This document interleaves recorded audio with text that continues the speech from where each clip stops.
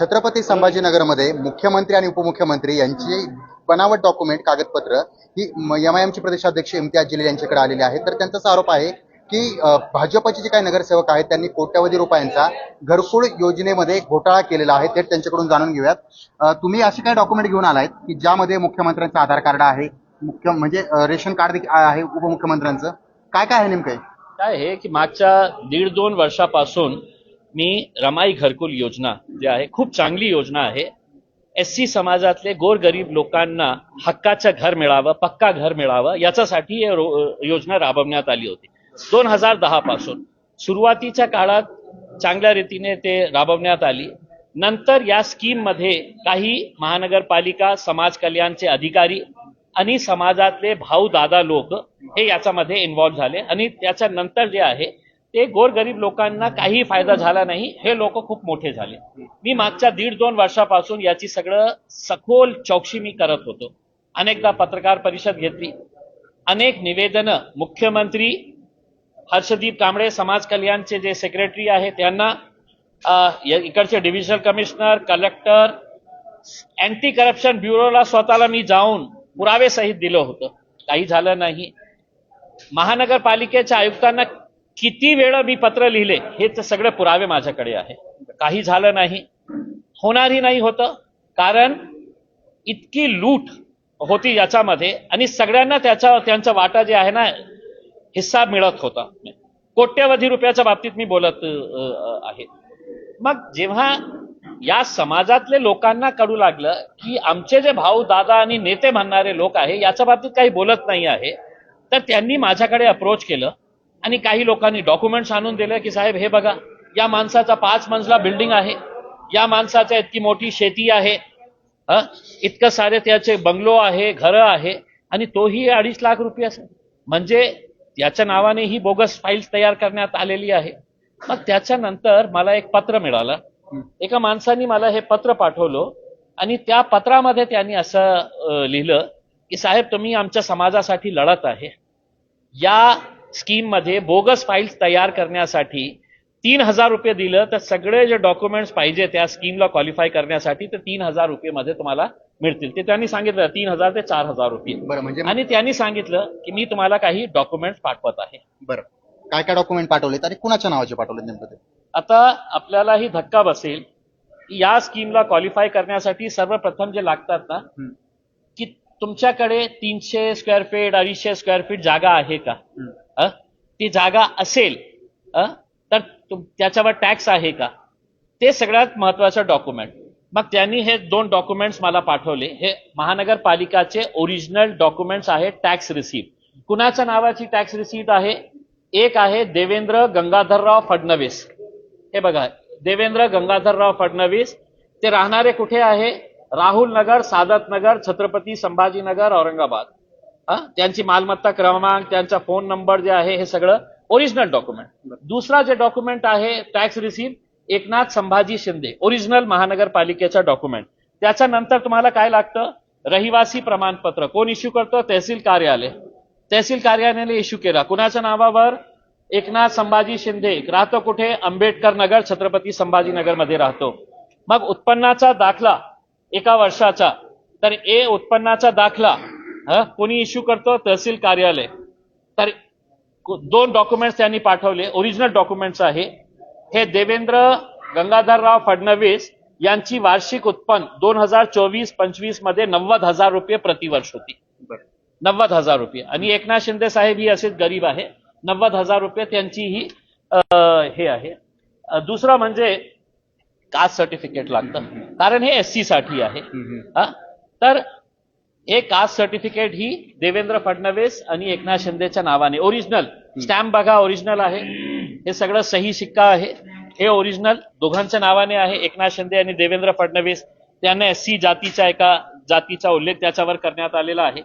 आधार card duplicate बनवणं इतकं सोपं आहे? राष्ट्रीय सुरक्षेशी तुम्ही खेळत आहे, नॅशनल सिक्युरिटीशी तुम्ही कॉम्प्रोमाइज करत आहे। हे डॉक्युमेंट जेव्हा मला आलं तर मलाही विश्वास बसला नाही की एकनाथ शिंदे आणि देवेंद्र फडणवीसच्या बोगस आधार कार्ड, हे बोगस आधार कार्ड त्यांच्या दोघांच्या नावाने। त्यांचं सगळं डिटेल्स आहे याच्यामध्ये. कुठे राहतं ते? देवेंद्र फडणवीस राहुल नगर सादत नगर मध्ये राहतो, हे एकनाथ शिंदे साहेब आंबेडकर नगर मध्ये राहतं.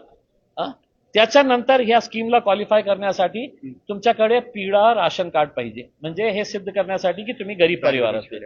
हे पिवळा राशन कार्ड घ्या दादा, हे पिवळ्या राशन कार्ड कुणाच्या नावाने आहे? जरा क्लोजअप करा, कुणाचं नाव आहे हे पिवळा राशन जे आहे ना, ration card, original ration card, original stamp. काय हे? एकनाथ संभाजी शिंदे. आता 90,000 रुपये कमावणारा एकनाथ संभाजी शिंदे किती गरीब असेल, त्यांना त्यांचा परिवारही पाळायचे आहे. की किती लोक आहे परिवारामध्ये? तर हे बघा किती लोक आहे त्यांच्या परिवारामध्ये. 5 लोक आहे. ते 5 लोक कोण आहे? एकनाथराव स्वतः आहे, लता आहे त्यांची बायको, श्रीकांत शिंदे ते मुलगा आहे, वृषाली त्यांची सून आहे, आणि रुद्रांश 4 वर्षाचा त्यांचा नातू आहे. बिचारे एकनाथ शिंदे साहेब हे 5 लोकांना 90,000 रुपये मध्ये कशा पाळत असेल? म्हणजे तुम्ही हे जे पुरावे दाखवलेत हे म्हणजे असे बनावट पुरावे सहज बनवले जातात, याचे प्रत्यक्ष उदाहरण. 90%. मी आज महानगरपालिकेच्या आयुक्तांना विनंती करतो की जिथे हे फाईल्स आहे ते फाईल्स आजच्या आज तुम्ही सील करा. तुम्ही प्रामाणिक असेल किंवा महापौर प्रामाणिक असेल तर त्यांनी आजच्या आज हे सील करा. त्याची इन्क्वायरी झाली तर तुम्हाला कळेल की 90% सगळे बोगस फाईल्स तिथे पाठवण्यात आलेले आहेत. बरं, पण हे जे सर्व कोण करतंय नेमकं कोण आहेत? हे कोण याच्यामध्ये त्यांचा हात आहे? कोण हे फाईल्स पुढे ढकलतंय किंवा कोण तयार करतंय?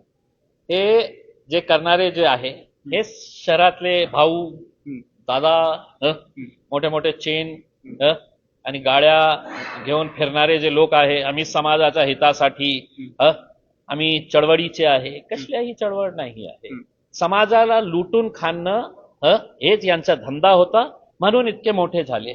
समाज जिथे होता तिथेच आहे. दुर्दैव आहे हे. आणि या नेत्यांचाही दुर्दैव आहे की असा नेत्यांना जे प्रोत्साहित करत आहे.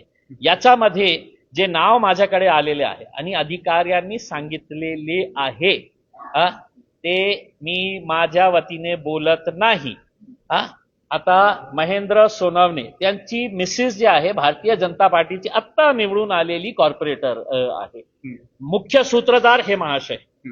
किती फाईल्स आहेत त्यांची बोगस? 700. आता त्याचं हे करा, मल्टिप्लाय करा, 2.5 लाख रुपया 700 फाईल्सला किती होते? मग एक आमचे एका काळचे सहकारी होते अरुण बोर्डे, त्यांच्या नावाने 300 फाईल्स आहे. मग अमित भोईगळ हेही कॉर्पोरेटर निवडून आलेले आहे, त्यांच्या नावाने 150 फाईल्स आहे.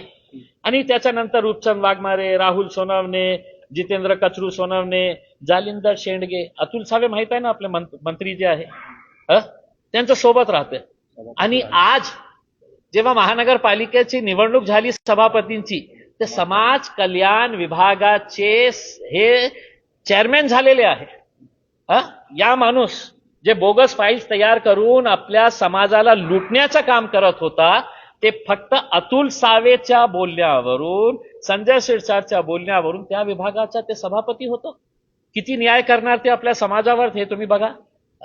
मला अशी माझी अपेक्षा हे आहे की देवेंद्र फडणवीस साहेबांनी याच्या बाबतीत गंभीर दखल घेऊन, महाराष्ट्राच्या विधानसभा सुरू आहे, याच्यामध्ये तुम्ही घोषणा करा की आम्ही एक स्पेशल इन्व्हेस्टिगेटिव्ह टीम SIT स्थापित करून आम्ही याची इन्क्वायरी करणार आहे. मी काही दिवस थांबणार. तुम्ही काही नाही केलं तर इतके पुरावे आहे की मी कोर्टामध्ये जाणार. आणि हे सगळ्या लोकांची जी जागा आहे, मला असं वाटतं त्यांची जागा समाजामध्ये नाही आहे. कारण हे गोरगरीब SC समाजाला लुटण्याचं ते काम करत आहे. मी धन्यवाद देतो माझे सगळे जे प्रामाणिक SC समाजातले जे नेते आहे माझ्यासोबत, माझे कॉर्पोरेटर्स आहे, त्यांनाही हे चिंता वाटत होती की अशा प्रकारे हे लोक आमच्या समाजाला कशा प्रकारे लुटून खात आहे. त्यांनीही मला सहकार्य केलेले. बरं सर, हे किती कोटी रुपयांचं संपूर्ण प्रकरण असू शकतं? आता एक 15 दिवसाच्या काळामध्ये 63 कोटी. आता 23 कोटी रुपयाच्या बिलावर आयुक्तांनी साईन केलेली आहे, मला असं सांगण्यात आलेलं आहे. आणि एक महिला अधिकारी आहे जे नवीन जॉईन झालेली आहे, पिंगळे मॅडम म्हणून, तिच्यावर दबाव टाकण्यात येत आहे की तिनेही साईन करावं. आणि हे झाल्यानंतर 40 कोटी रुपये समाज कल्याण तुरंत त्यांना रिलीज करणार आहे, त्यांच्याकडे आहे. मी स्वतः ते समाज कल्याण अधिकारीला बोललो. मी म्हटलं की का आपण हे करत नाही आहे गोरगरिबांना. तर त्यांनी म्हटलं की साहेब, महानगरपालिका कुणाला हे पैसे देत आहे त्याची यादी आम्ही मागत आहे, ते यादी द्यायला तयार नाही आहे, आणि जोपर्यंत आम्हाला ते यादी मिळत नाही तोपर्यंत आम्ही पैसा रिलीज करणार नाही. म्हणजे याचा अर्थ काय आहे की फक्त हे 8-10 लोकांच्या मुळे तुम्ही हजारो लोकांचं नुकसान करणार. एससी समाजातले ते तिथे त्याच गोरगरीब त्यांचे जीवन जे जगत आहे तशाच प्रकारे ते जीवन जगत राहणार आहे फक्त 8-10 लोकांमुळे.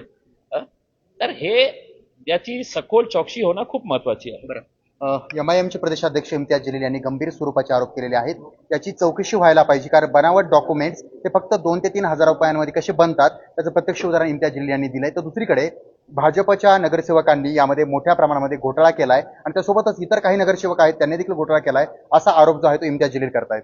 सचिन बडे, लोकशाही मराठी, छत्रपती संभाजीनगर.